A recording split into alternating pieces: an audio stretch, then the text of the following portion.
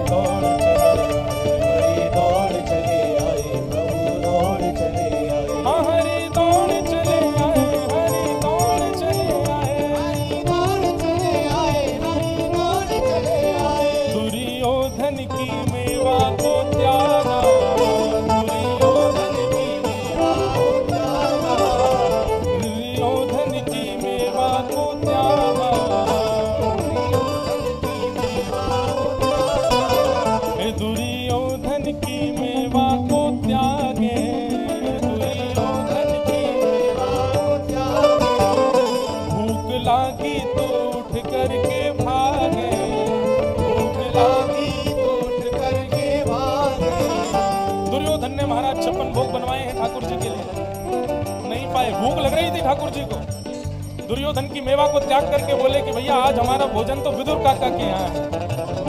56 भोग छोड़ करके ठाकुर जी आज हरि पाए विदुर घर पावना।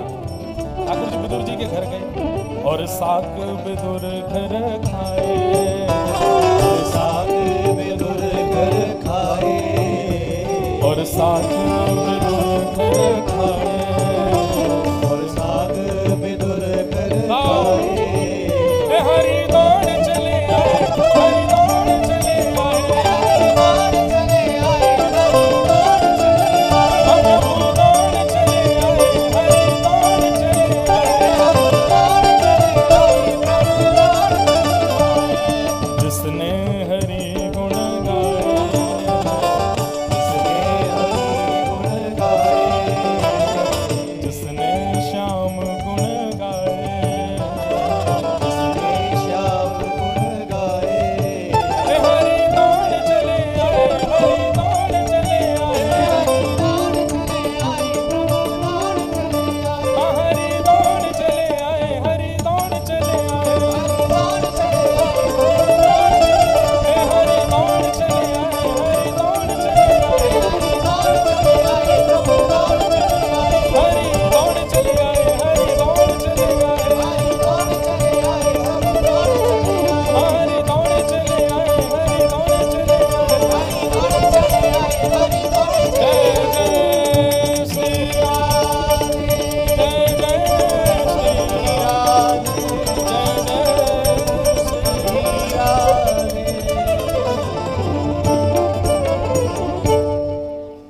जिसने हरि गुण गाए,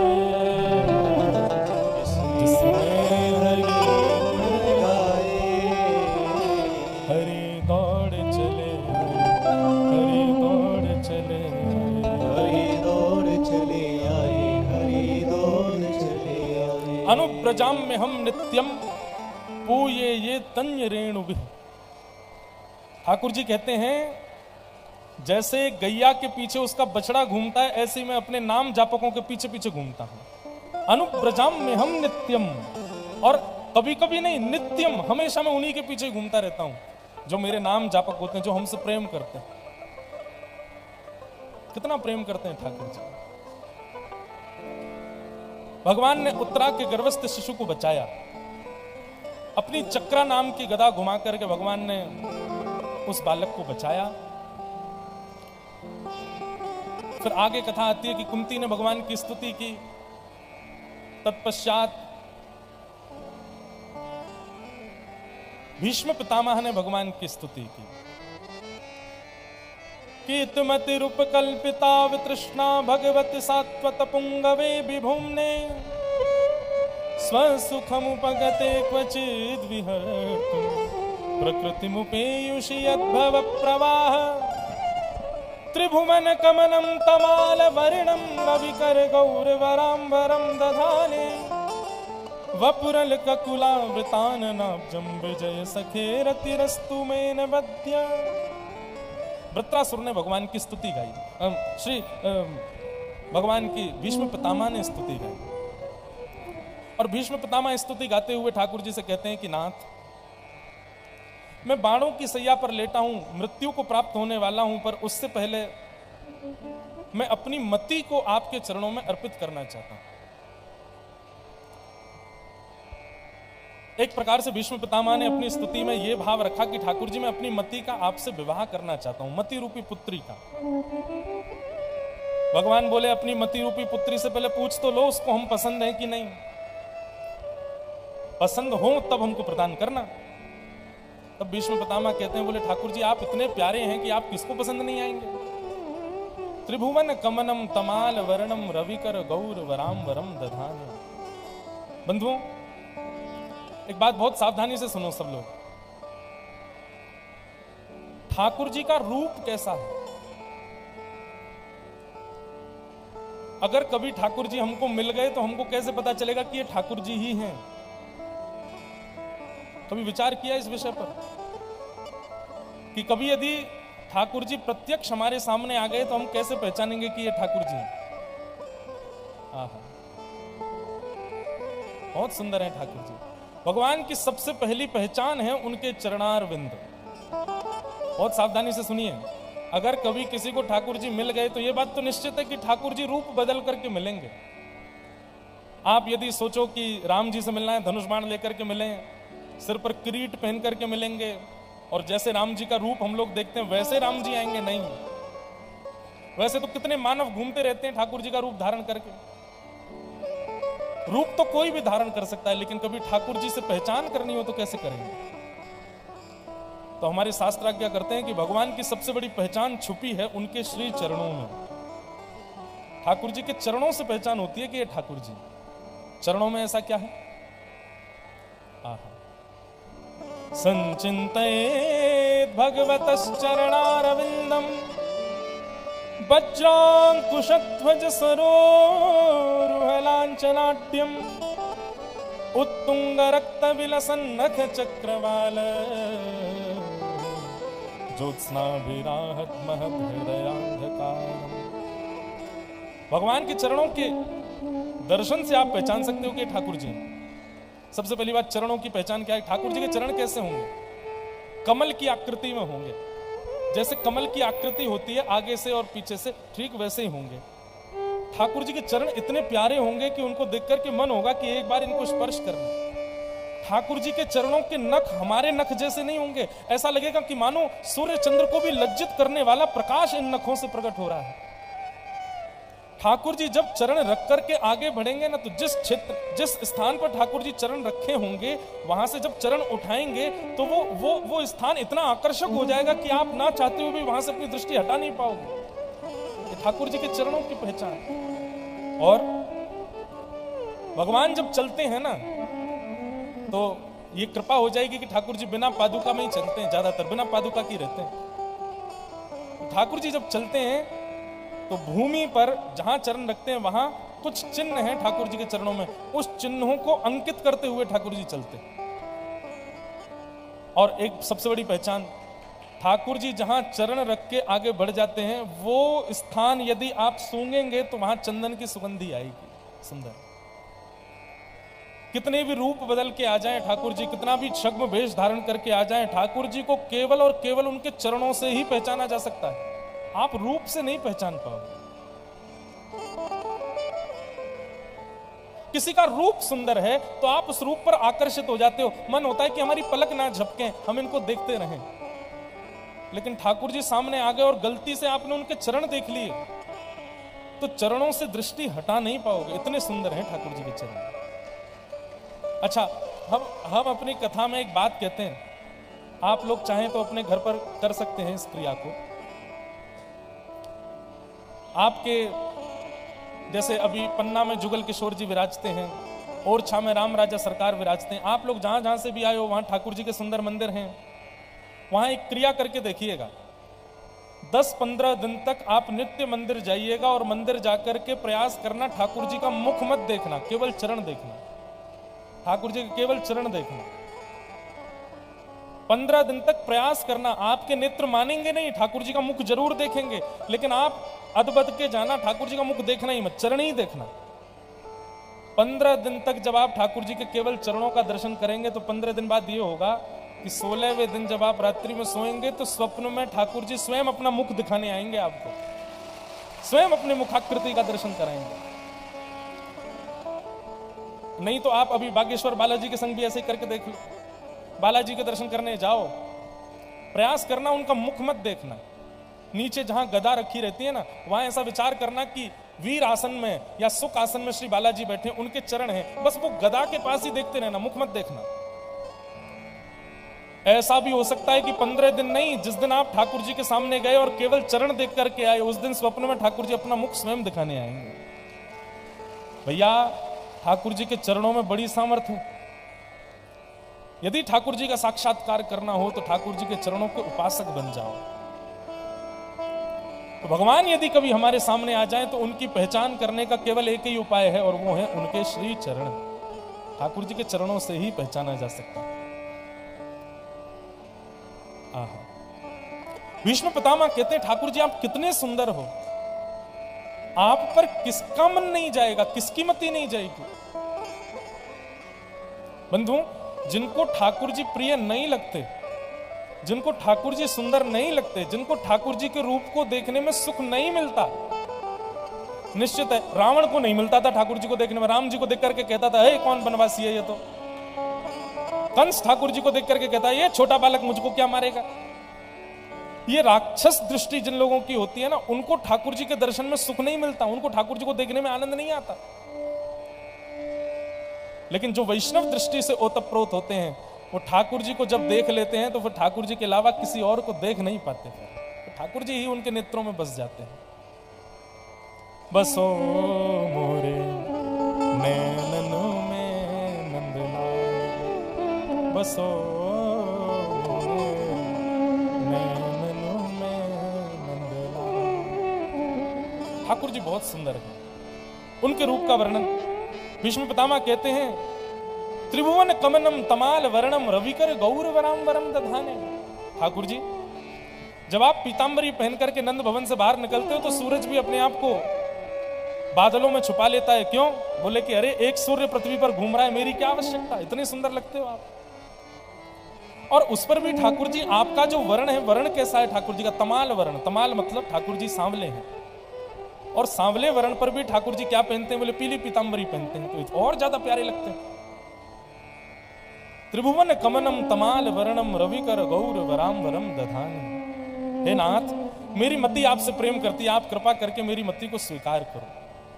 भीष्म पितामह ने भगवान की स्तुति गाई और स्तुति गाते हुए भगवान में ही विलीन हो गए। इस प्रकार भीष्म पितामह की स्तुति का प्रसंग सुनाया गया। पांचों पांडवों ने मिलकर के पितामह भीष्म का संस्कार किया, और अब पांडवों के वंश में उस बालक का जन्म हुआ जिस बालक की भगवान ने गर्भ में रक्षा की थी, जिनका नाम है परीक्षित। परीक्षित धीरे धीरे बड़े हुए। एक दिन पांडवों को यह समाचार मिला कि भगवान अपनी लीला पूरी करके चले गए। नन्हे से परीक्षित को उन्होंने राजगद्दी पर बिठा दिया। परीक्षित राजा हो गए। राजा परीक्षित ब्राह्मणों के नेतृत्व में बढ़िया शासन करने लगे। एक दिन राजा परीक्षित आखेट को वन में गए। वन में विचरण करते करते उन्होंने देखा कि एक काला काला व्यक्ति वृषभ के 3 पैर काट चुका, चौथा पैर काट रहा है। ये कौन है? बोले यही कलयुग है। परीक्षित जी महाराज ने कलयुग से कहा कि मेरा राज्य छोड़ करके चले जाओ। कलयुग बोला आप स्थान दे दो, मैं वहीं जाऊंगा। तो बंधुओं, ये 5 स्थान कलयुग के पास हैं। राजा परीक्षित ने कलयुग को 5 स्थान दिए। कौन कौन से? द्यूतम पानम स्त्रियः सूना यत्ता धर्मश्चतुर्विधः पुनश्च याचमानाय जातरूपम प्रभु। कलयुग को 5 स्थान दिए हैं। कौन कौन से? पहला स्थान जुआ। जुए में कलयुग का निवास होता है। अच्छा, हम कथाओं में कहा करते हैं जुए का मतलब केवल ताश खेलना, उसमें पैसा लगाना नहीं होता। वो तो जुआ है ही, पर जुए का एक अर्थ ये भी होता है आप पैसे को जहां कहीं भी दांव पर लगाओगे वो सब जुआ कहलाएगा। जैसे कई लोग शर्त लगाते हैं, 500 रुपए की शर्त लगा लो, बारिश होगी कि नहीं होगी? बोलो होगी, लगी 500 की शर्त, ये भी जुआ है। आप लक्ष्मी को जब जब दांव पर लगाओगे तब तब जुआ माना जाएगा। लक्ष्मी को कभी दांव पर मत लगाइए। लक्ष्मी साक्षात हमारी मां है। मां को कोई दांव पर लगाता है? लक्ष्मी नारायण की पत्नी है, और नारायण की पत्नी को यदि दांव पर लगाओगे तो नारायण तुमको छोड़ेंगे? कभी नहीं छोड़ सकते। किसी की पत्नी को दांव पर लगाओगे उसका पति जान से मार देगा, और तुम नारायण मतलब जगत नियंता जगदाधार जगदीश्वर की पत्नी को दांव पर लगा रहे हो। जीवन कैसे सुखी हो जाएगा? और माफ कीजिएगा, यदि कोई व्यक्ति जीवन भर जुआ खेलते खेलते निकल गया, उसके जीवन में कोई कष्ट नहीं आए तो उसकी आने वाली पीढ़ी में कष्ट आएंगे, वंश में कष्ट आएगा, लेकिन कष्ट आएगा जरूर। तो सबसे पहला कलयुग का निवास कहां है? द्यूतम, जुए में। इसलिए भैया कभी भी ये 5 स्थान यदि आपने छोड़ दिए जीवन में, इन 5 जगहों पर यदि आप नहीं गए तो हम व्यासपीठ से दावा करके कहते हैं कि आपको कलयुग स्पर्श नहीं करेगा। आप कलयुग में रहते हुए भी सतयुग में जी रहे हो, ऐसा मान लीजिएगा, यदि इन 5 स्थानों से बच गए तो। और एक बात कहें, ये 5 जगहों के नाम सुन लीजिए, ऐसा हो ही नहीं सकता कि इन 5 में से एक स्थान में आपका प्रवेश ना हुआ हो, निश्चित हुआ होगा। सबसे पहला द्यूतम यानी कि जुआ। दूसरा कलयुग का निवास स्थान है पानम, मदिरा पान। मद्यपान, तंबाकू सेवन, सिगरेट सेवन, बीड़ी पीना, मांस भक्षण करना, तामसी पदार्थों का सेवन करना। गीता में भगवान कहते हैं, लोग पूछते हैं महाराज जी प्याज लहसुन खाने में क्या दोष है? प्याज लहसुन खाने से पाप लगता है? क्या होता है? प्याज लहसुन खाने से पाप नहीं लगता, लेकिन गीता में भगवान कहते हैं भुंजते त्वघम पापात ये पचंत्यात्म कारणम। जो व्यक्ति मेरा भोग लगाए बिना कुछ पाता है, निश्चित ही वो अपने पूर्व के नष्ट किए हुए पापों को पुनर्जागृत कर लेता है। प्याज लहसुन खाने से पाप नहीं लगता, लेकिन आपके पूर्व में किए गए पुण्यों से जो पाप खत्म हुए थे उन पापों को पुनर्जीवित कर देता है, नवीन पाप नहीं लगेगा। और आप कहेंगे ऐसा क्यों महाराज जी? उसी पृथ्वी में आलू होता है, उसी में प्याज होती है, फिर इतना दोष क्यों? दोष प्याज में नहीं है, दोष भगवान का भोग नहीं लगता है उसका, इसलिए दोष है। और भोग क्यों नहीं लगता? क्योंकि उसमें दुर्गंध होती है, वो दूषित है, ठाकुर जी को भोग लगती नहीं। और ठाकुर जी का भोग लगे नहीं हो हम पाएंगे तो निश्चित है कि हमारे पाप पुनर्जागृत होंगे। इसलिए प्याज खाने को मना कहा गया। अब मान लीजिए आपने हर की पौड़ी में स्नान किया, गंगा जी में स्नान किया, खूब कथाएं सुनी, यज्ञ किए, आपके सारे पाप धीरे धीरे कम हो गए, लेकिन फिर आपने वो वस्तु पाना प्रारंभ कर दिया जो ठाकुर जी को भोग नहीं लगती है, तो निश्चित है कि आपके पाप जो नष्ट हुए हैं वो पुनर्जागृत हो जाएंगे। इसलिए वैष्णव को चाहिए कि समस्त वो वस्तुएं स्वीकार करे जो ठाकुर जी को भोग लग सकती है, उसी का ही सेवन। महाराज जी दरबार लगाते हैं तो सुना है महाराज जी कहते हैं नियम का पालन करना पड़ेगा, तभी आपका वो जो भी है वो काम बनेगा। प्याज लहसुन खाना नहीं है, मांस मदिरा खानी नहीं। क्यों? ठाकुर जी को भोग अर्पण करके जब आप स्वीकार करेंगे तभी आपके दोष निवृत्त होंगे, दोष नष्ट होंगे।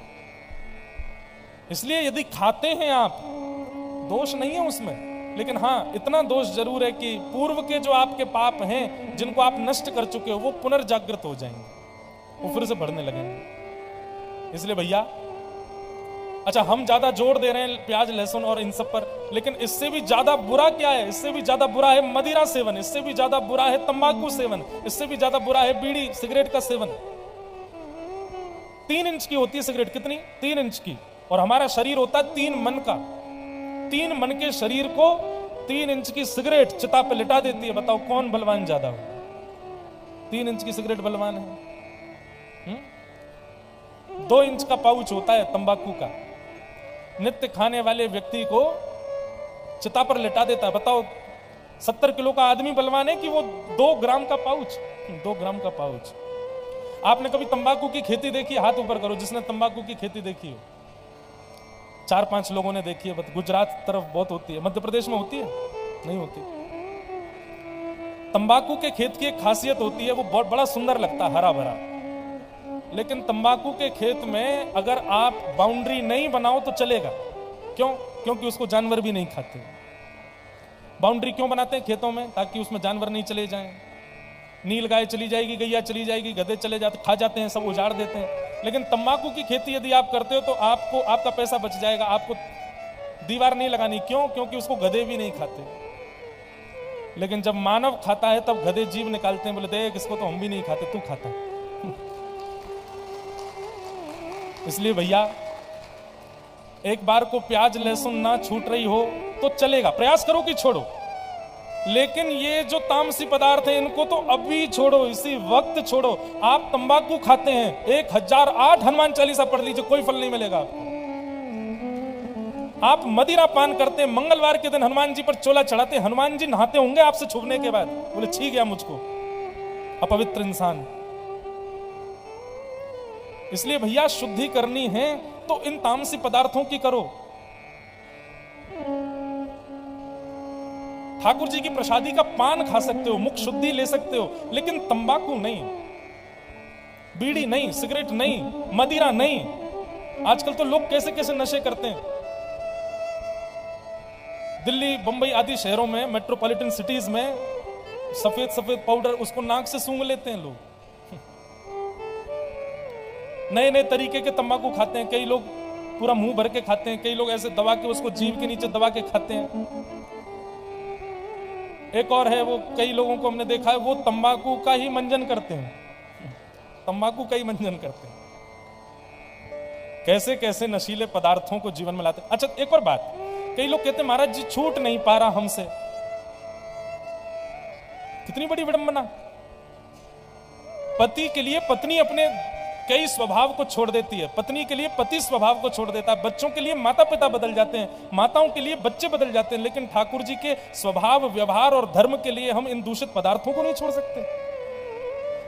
माफ कीजिएगा, एक बात मेरी बात सुनिए, यदि आप इन दूषित पदार्थों को छोड़ नहीं पाते हैं तो कथा में मत आया कीजिए। जब इतना सा त्याग आपके जीवन में नहीं है तो फिर क्या करेंगे आप? इतना अपनी जीव पर आपको कंट्रोल नहीं है कि हम इस चीज को छोड़ दें, क्या करेंगे फिर? वास्तविकता में बंधुओं, घर छोड़ देना, परिवार छोड़ देना, व्यापार छोड़ देना, यह त्याग नहीं है। अपनी बुरी आदतों को छोड़ देना, यह सबसे बड़ा त्याग है। यहां पर एकादशी का व्रत कितने लोग करते हैं? हाथ ऊपर करो। और मंगलवार का व्रत कितने लोग करते हैं? सोमवार का? पूरे पंडाल में हाथ तो उठे ही नहीं है, मतलब व्रत करने वाले लोग कम है। बहुत सावधानी से सुनो, हमारी एक बात सुनो। अगली एकादशी पर, अगले मंगलवार पर, अगले सोमवार पर हमारी व्यासपीठ की कई एक बात मानिएगा।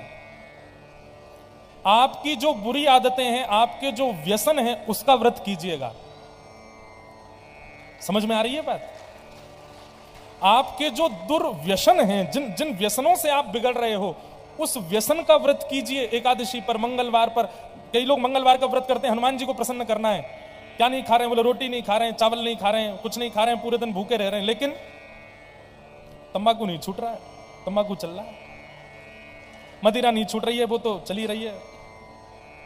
अच्छा, केवल मेरा अभिप्राय केवल प्याज लहसुन इन सब से नहीं है। किसी व्यक्ति के अंदर क्रोध रूपी अवगुण, उसको क्रोध बहुत जल्दी आ जाता है। किसी के अंदर चिंता रूपी दुर्गुण है, छोटी छोटी सी बातों की चिंता करता है। किसी के अंदर अहंकार है, राग द्वेष अभिनिवेश, अहंता ममता, ये सारे दोष हैं हमारे। इन दोषों का व्रत करो एकादशी पर, मंगलवार पर, सोमवार पर, तो आपके ठाकुर जी जल्दी प्रसन्न होंगे। यहीं से ही प्रयास करो कि आपका तंबाकू नहीं छूट रहा, ठीक है, मंगलवार छोड़ के देखो, फिर मंगलवार से सोमवार छोड़ के देखो, फिर सोमवार, मंगलवार, बुधवार 4 दिन खाऊंगा, 3 दिन नहीं खाऊंगा, फिर 4 दिन नहीं खाऊंगा, 3 दिन खाऊंगा, तो 5 दिन, अरे 5 तक पहुंचते पहुंचते तो हो जाएगा, फेंक आओगे नाली में, अब खाना ही नहीं है, छूट गया अब हमसे। और सही मानिएगा, जिस दिन आपने अपने दुर्व्यसन का त्याग कर दिया, समझ जाना कि अब हनुमान जी आपको मिल जाएंगे, अब मिलने में देरी नहीं होगी। जब तक आप अपने दूषित व्यसनों को अपने हृदय से लगा करके रखोगे, ठाकुर जी आपसे दूर ही रहेंगे, आपसे दूरी बना करके रखेंगे। जिस दिन आपने अपने दुर्व्यसन का, दुर्व्यवहार का, दुर्बुद्धि का, दूषित चिंतन का त्याग कर दिया, उसी दिन ठाकुर जी आपसे मिलने के लिए मन बना लेंगे। इसलिए भैया इस पर विचार करना थोड़ा सा। और एक बात बताएं, व्रत में लोग अन्न का त्याग कर देते हैं, अन्न नहीं खाते। अगले मंगलवार, अगले एकादशी, अगले सोमवार या जिस दिन भी आप व्रत करते हो, हमारी कई एक बात और मानो, इसका व्रत करो, इसको नहीं चलाएंगे हम। आपने यदि एक मंगलवार, जैसे कई लोग नियम लेते हैं ना, कितने 11 मंगलवार, इतने सोमवारों का व्रत ले लो, हम इसको छुएंगे भी नहीं। आप निश्चित मानिएगा, अन्न छोड़ना आसान है, इसको छोड़ना मुश्किल है। अन्न तो कोई भी छोड़ देता है, रोटी सब्जी दाल चावल तो कोई भी छोड़ देता है, इसको छोड़ के दिखाओ तो माना जाएगा कि हाँ तुमने व्रत किया। कभी कभी ऐसा लगता है, सतयुग, त्रेता, द्वापर, कलयुग, इनमें बताया गया कि सतयुग में प्राण बसते हैं हमारी हड्डियों में, इसलिए सतयुग में लोग जल्दी नहीं मरते थे, जब तक उनकी हड्डियां नष्ट नहीं होती तब तक नहीं मरते थे। त्रेता में प्राण आ जाते हैं मांस में, जब तक मांस नष्ट ना हो जाए तब तक मृत्यु नहीं होती। द्वापर में प्राण आ जाते हैं त्वचा में, हमारी त्वचा, जब तक त्वचा नष्ट नहीं होती तब तक मृत्यु नहीं होती। और कलयुग में प्राण बाहर आ जाते हैं अन्न में, जब तक अन्न नहीं मिलेगा हमारे प्राण निकल जाते हैं बिना अन्न के। लेकिन घोर कलयुग में प्राण आ जाएंगे इसके अंदर। ये घोर कलयुग में इसी में प्राण रहने वाले हैं लोगों के। जैसे पहले लोग सुपारी देते थे ना, फलाने व्यक्ति को मार दे, मैं तुझको 1 लाख रुपए दूंगा, ये ले गोली मार, या उसमें आने वाले घोर कलयुग में ऐसा होगा, बोले उस व्यक्ति का फोन चुरा ला, क्यों, फोन चोरी होती मर जाएगा वो। सुबह सुबह व्यक्ति उठे और बेड के पास उसका फोन नहीं मिले, आधे प्राण तो तभी निकल जाते उसके, मेरा फोन कहां चला गया, अरे मैं तो मरने वाला हूं। तो भैया, जिन आदतों ने आपको जकड़ा हुआ है, जिन आदतों के बिना आप रह नहीं पाते, जिन आदतों से आप जिनके शिकार हो गए हो, जिनके बंदी हो गए हो, उन आदतों का त्याग करना व्रत माना जाता है। आज से 500 साल पहले लोगों की कोई आदत थी नहीं, एक ही आदत थी, जब कुछ बनाओ खिलाओ, कुछ बनाओ खिलाओ।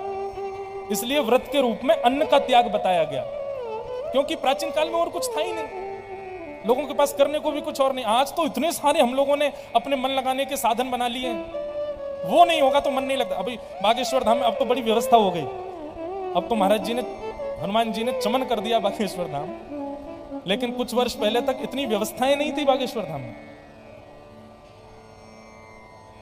अब तो बहुत व्यवस्थित हो गया सब कुछ, कमरे बन गए, सब बहुत व्यवस्थाएं महाराज जी ने बढ़िया करवा दी सब।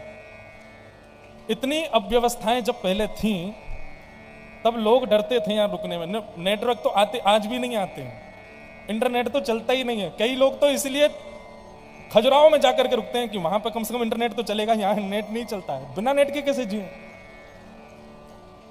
मन की तरंग मार लो, बस हो गया भजन, अपनी आदत बुरी सुधार लो, बस हो गया भजन, मन की तरंग मार लो, बस हो गया भजन। जिस दिन आप अपनी बुरी आदतों को सुधार देते हैं, उसी दिन ठाकुर जी मन बना लेते हैं कि अब हमको इससे मिलना है।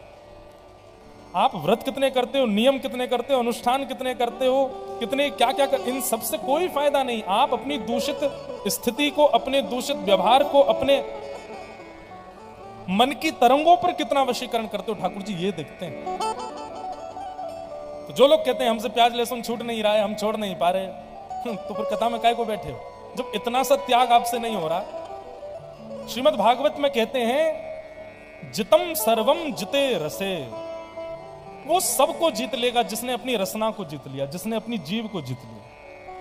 और माफ कीजिए, जो अपनी जीव को नहीं जीत पाया वो अपनी किसी इंद्रिय को नहीं जीत पाएगा। इसलिए सबसे पहले अगर वेग लगाना है, कंट्रोल करना है, तो अपनी जीव पर सबसे पहला करो। आप विश्वास मानिएगा, आपके नेत्र भी कंट्रोल्ड हो जाएंगे, आपके कान भी कंट्रोल्ड हो जाएंगे, आपके हाथ पैर समस्त इंद्रियां आपके वश में आ जाएंगी जिस दिन जीव वश में आ गए। और जब तक आपकी जीव वश में नहीं आएगी तब तक सारी इंद्रियां ये समझ लो खुली हुई हैं, कभी भी कहीं भी भागेंगी, आपको लेके जाएंगी, नरकगामी बना देंगी आपको। इसलिए जितम सर्वम जिते रसे, सबका हेडक्वार्टर, सबका मेन जो कंट्रोलर है वो है हमारी जीव। जीव को जीतो। तो द्यूतम यानी कि जुए में कलयुग का निवास है। दूसरा बताया पानम, मदिरा पान करने वाला, मांस भक्षण करने वाला, भक्ष खाने वाला, तामसी भोजन करने वाले पर भी कलयुग का प्रभाव होता है। एक प्रकार से ऐसा कहते हैं, चटोरा व्यक्ति जो होता है, बहुत चटोरा, उस पर भी कलयुग का पूर्ण प्रभाव होता है।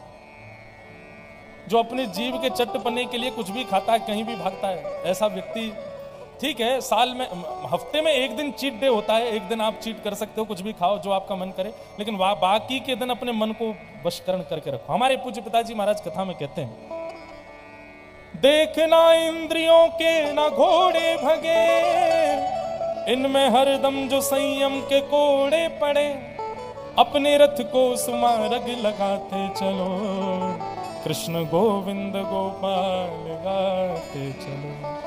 सुख में फूलो मती, दुख में भूलो मती, प्राण जाए मगर नाम भूलो मती, काम की वासना को मिटाते चलो, कृष्ण गोविंद गोपाल गाते चलो। जब कभी भी आपको ऐसा लगे कि आपकी जीव कोई चट्टपना मांग रही है, तुरंत श्री कृष्ण गोविंद हरे मुरारे हे नाथ नारायण वासुदेव कीर्तन करना शुरू कर दो, जीव अपने आप वशीकृत हो जाएगी। जैसे ही लगे कि आंखें मटक रही हैं, कहीं दूषित स्थिति की ओर जा रही हैं, तुरंत नेत्र बंद करो, श्री कृष्ण गोविंद हरे मुरारे हे नाथ नारायण वासुदेव। जैसे लगे कि कानों को दूषित बात सुनने की इच्छा हो रही है, चुगली सुनने की इच्छा हो रही है, श्री कृष्ण गोविंद हरे मुरारे हे नाथ नारायण वासुदेव। अपनी इंद्रियों के इन वेगों को जब वो भागती हैं दूषित स्थिति की ओर, उस समय कीर्तन करके रोकने का प्रयास करो।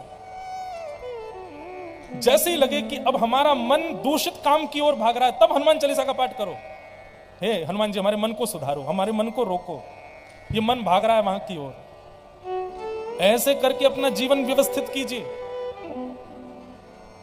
तो पहला स्थान कलयुग का है जुआ, दूसरा स्थान कलयुग का है मदिरा पान और तामसी वस्तु का सेवन, तीसरा कलयुग का स्थान है द्यूतम पानम स्त्रिय, पर स्त्री और पर पुरुष का संग, विवाह के पश्चात अन्यत्र किसी के प्रति भाव प्रकट होना, इसमें कलयुग का निवास है। बंधुओं, प्रभु श्री राम जी की दृष्टि के विषय में बताया जाता है कि विवाह के पश्चात राम जी की दृष्टि कैसी है कि अपने से छोटी यदि किसी कन्या को देखते हैं तो उसको बहन मानते हैं, अपने सम की कन्या को भी बहन मानते हैं और अपने से बड़ी को मातृ रूप में देखते हैं। इसके अतिरिक्त राम जी ने किसी दृष्टि से देखा ही नहीं किसी को। और एक बात कहें आपको, इतना संयमी होना भी एक बहुत बड़ा तप है।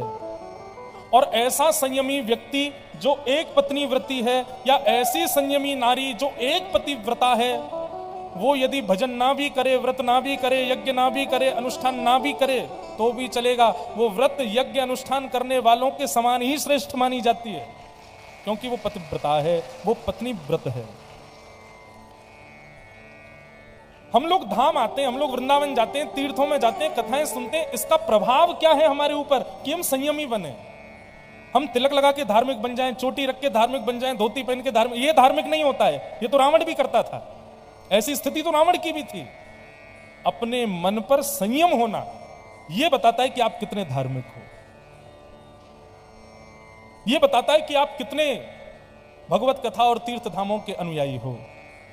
तो पहला कलयुग का स्थान जुआ, दूसरा कलयुग का स्थान मदिरापान और भक्ष सेवन, तीसरा कलयुग का स्थान है पर स्त्री और पर पुरुष संग, चौथा कलयुग का स्थान है कलेश, बिना बात के लड़ना किसी से भी, और किसी बात पर भी लड़ना, ये कलयुग का स्वभाव है। अब आपने कुछ किया और किसी व्यक्ति ने कह दिया अरे ये तो ऐसे ही बोलते रहते हैं, इनसे होता थोड़ी है कुछ भी, अब आपको लग गई बुरी, अब तुरंत आपने सोचा कि अब इसको मैं बताता हूं मेरे से ऐसे बोला। बस इसी को ही कलयुग का स्वभाव कहते हैं। कोई तुम्हें बुरा कहे सुनकर करो क्षमा, आप उसको क्षमा करो, अपनी वाणी का स्वर संभाल लो, बस हो गया भजन। कोई आपसे दूषित कुछ बोल दे, आपके बारे में कुछ गलत कह दे, या कोई तीसरा व्यक्ति आपसे कह दे वो तुम्हारे बारे में ऐसा ऐसा ऐसा बोल रहा था, और उससे यदि आपके चित्त पर प्रभाव हो रहा है तो निश्चित है कि आपके अंदर कलयुग है, इसीलिए प्रभाव हो रहा है। कुछ लेना ना देना, मगन रहना, कोई कितना भी बुराई करे आपको उससे कोई दिक्कत ही नहीं होनी चाहिए। मतलब सीधी बात, कलेश से जो स्वयं को बचा करके रखता है उसको कलयुग नहीं छूता। बंधुओं, वैष्णव का स्वरूप होता है, भक्त का स्वरूप होता है कि वो विवाद से बचेगा। अगर कहीं विवाद प्रकट होने वाला होगा ना तो वो वहां से मुंह फेर के चला जाएगा, वो सुन लेगा, वो मौन रह लेगा, वो सह लेगा, लेकिन वो लड़ेगा नहीं, वो विवाद नहीं उत्पन्न करेगा। हनुमान जी महाराज की पूंछ में आग लगा दी गई, जब तक कपड़ा बांधते रहे, जब तक सब करते रहे, हनुमान जी चुपचाप खड़े रहे, कुछ नहीं किया। लेकिन जैसे अग्नि लगी उसके बाद भी हनुमान जी कुछ नहीं कहते, लेकिन अग्नि की लपट इतनी तेज थी कि सब अपने आप ही दूर दूर हो गए, अपने आप ही भागने लगे। हनुमान जी महाराज बोले चलो वापस चला जाए। हनुमान जी तो वापस जा रहे थे, तो जिस रास्ते से आए थे उसी से वापस जाने के लिए निकले, तो पूरी लंका ही पार कर गए, सब जल गए अपने आप ही। हनुमान जी ने थोड़ी कुछ किया था। वैष्णव का स्वभाव नहीं है, वो विवाद नहीं करता। वैष्णव का स्वभाव है वो संवाद करेगा, वो विवाद नहीं करेगा। लड़ाई झगड़े मार काट और इस प्रकार के तामसी स्थिति में वैष्णव का कभी स्वभाव नहीं होता, उसका स्वरूप नहीं होता ऐसा, विवाद से बचता। तो कितने हो गए? द्यूतम पानम स्त्रियः सूना। द्यूतम यानी कि जुए में, पानम यानी कि अभक्ष सेवन में, स्त्री यानी परिस्त्री परपुरुष संग में, चौथा हमने क्या बताया था? सूना यानी कि हिंसा में, कलयुग का निवास। और पांचवा कलयुग का निवास है बिना मेहनत के कमाए गए धन में। जब आप बिना परिश्रम के धन कमाते हो तो उसमें कलयुग का निवास होता है। मेहनत करके रूखी रोटी खा लीजिएगा, लेकिन बिना परिश्रम के पकवान कभी मत खाइएगा। आप लोगों से एक प्रार्थना करें। वाह भैया, वाह, बोलो हनुमान जी महाराज की जय। तो साक्षात हनुमान जी आए आज के दिन। वाह भैया, बस बैठ जाओ बैठ जाओ, नहीं तो गदा उठा के मारेंगे। अभी कथा सुनो सब लोग।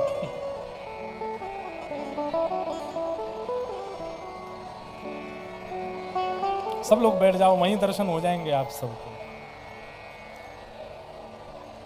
द्यूतम पानम स्त्रियः सूना यत्रा धर्मश्चतुर्विधः पुनश्च याचमानाय जात रूप मदात् प्रभो। फ्लो भैया, वारे हनुमान जी बैठ जाओ।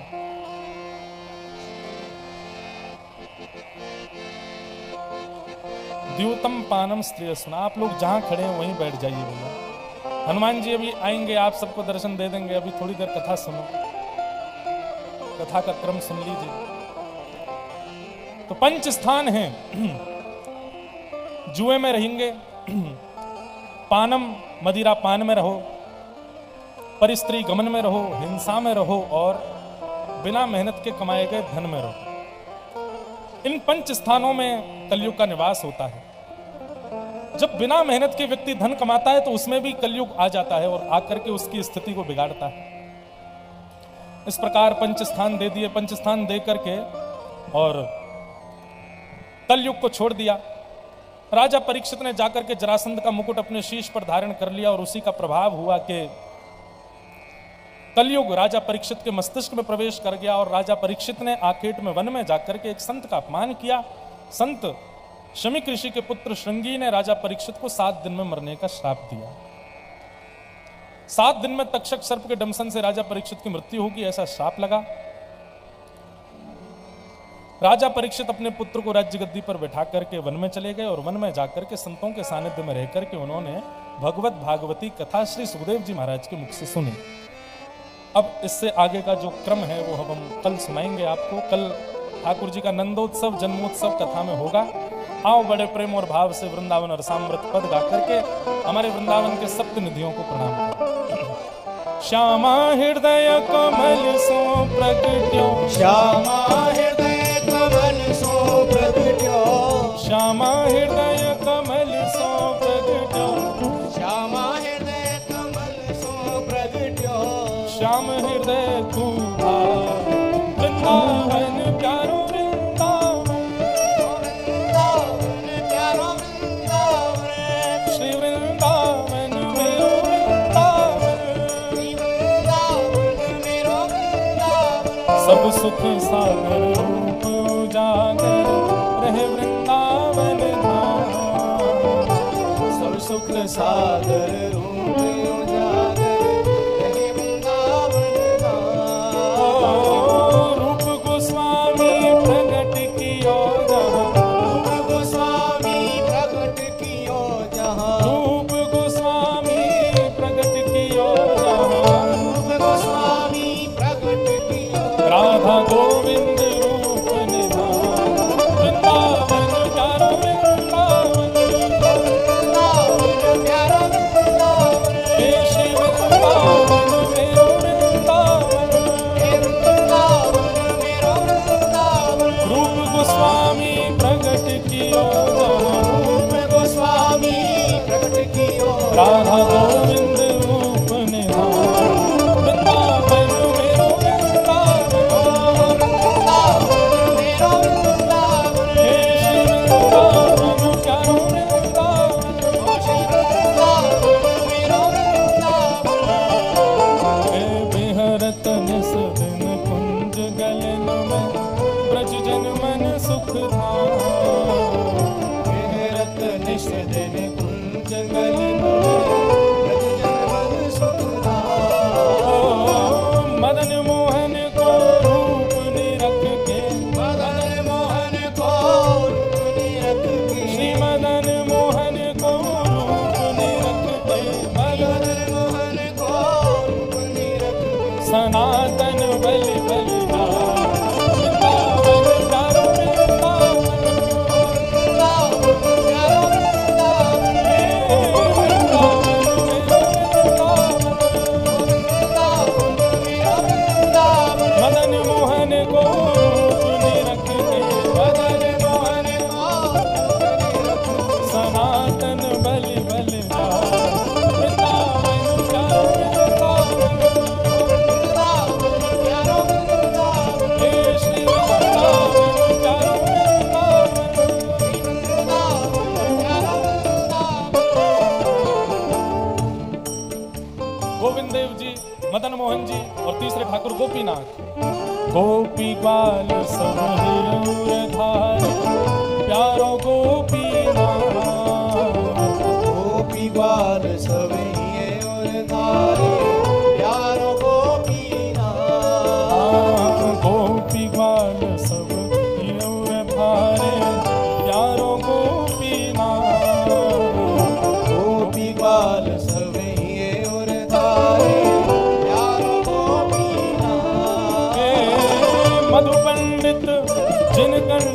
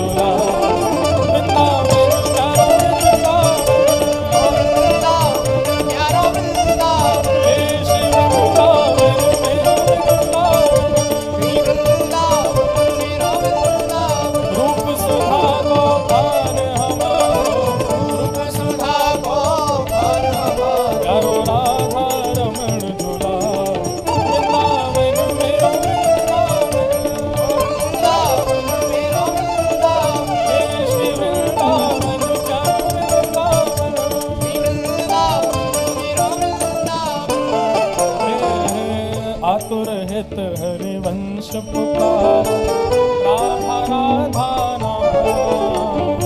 आतुर हित हरिवंश पुकारो, राधा राधा नाम। हे प्यारो राधा राधा नाम, हे प्यारो राधा राधा नाम। बड़ो प्यारो राधा नाम। ओ बड़ो प्यारो राधा नाम। सघन कुंज यमुना तट आयो, सघन कुंज यमुना तट आयो, सघन कुंज वृंदावन आयो, सघन कुंज वृंदावन आयो। ऐसे नहीं, भुजा उठा के गाना पड़ेगा। सघन कुंज वृंदावन आयो, सघन कुंज वृंदावन आओ आयो। प्यारो राधा वल्लभ लाल, वृंदावन प्यारो वृंदावन, ओ वृंदावन प्यारो वृंदावन, हे श्री वृंदावन मेरो वृंदावन। वृंदावन प्यारो वृंदावन, सघन कुंज वृंदावन आयो, सघन कुंज वृंदावन आयो। प्यारो राधा वल्लभ लाल, वृंदावन मेरो वृंदावन। हे वृंदावन मेरो वृंदावन, हे वृंदावन श्री वृंदावन, हे वृंदावन श्री वृंदावन। जुगल किशोर को लाड़ लड़ायो, नवल कुंज ही मान। जुगल किशोर कुलाड़ लड़ायो, नवल कुंज ही बोल पन्ना के जुगल किशोर लाल की। हे जुगल किशोर को लाड़ लड़ायो, नवल कुंज ही अमान। युगल किशोर कुलाड़ लड़ायो, नवल कुंज ही मान। कुंजन कुंजन की रजधारी, कुंजन कुंजन की रजधारी, कुंजन कुंजन की रजधारी, कुंजन कुंजन की रजधारी। हरि व्यास युगल यशोदा, वृंदावन प्यारा वृंदावन, वृंदावन प्यारा वृंदावन, हे श्री वृंदावन मेरो वृंदावन। वृंदावन प्यारा वृंदावन, कुंजन कुंजन की रजधारी, कुंजन कुंजन की रजधारी। जहाँ व्यास युगल यशोदा, वृंदावन प्यारा वृंदावन। वृंदावन प्यारा वृंदावन, हे वृंदावन मेरो वृंदावन। हे वृंदावन मेरो वृंदावन। हमारे वृंदावन के सबसे प्रसिद्ध ठाकुर जी कौन से हैं बताओ? बोल वृंदावन बिहारी लाल की। कौन कौन ने बिहारी जी के दर्शन किए? हाथ ऊपर करो ने। आहा, हमारे वृंदावन के बिहारी जी के नेत्र देखें कैसे बड़े बड़े नेत्र हैं। हमारे ब्रज में कहते हैं, मोहन नैना आपके नौका के आकार, जो जन इनमें बस गए तो है गए भव से पार। ऐसे श्री बिहारी जी के नेत्र हैं, कितने सुंदर हैं। हे भुवन चतुर्दश की सुंदरता, निधिवन करत बिहार। भुवन चतुर्दश की सुंदरता, जीवन करत बिहार। भुवन चतुर्दश की सुंदरता, निधिवन करत बिहार। भुवन चतुर्दश की सुंदरता, जीवन करत बिहार। श्यामा प्यारी बांके बिहारी, श्यामा प्यारी बांके बिहारी, श्यामा प्यारी कुंज बिहारी, श्यामा प्यारी, कुंज बिहारी। हे श्यामा प्यारी बांके बिहारी, श्यामा प्यारी बांके बिहारी। और जय जय श्री हरिदास, वृंदावन प्यारो वृंदावन। वृंदावन प्यारो वृंदावन, हे श्री वृंदावन मेरो वृंदावन। वृंदावन मेरो वृंदावन। श्यामा प्यारी बांके बिहारी, श्यामा प्यारी बांके बिहारी। और जय जय श्री हरिदास, वृंदावन प्यारो वृंदावन। हे वृंदावन प्यारो वृंदावन, हे वृंदावन मेरो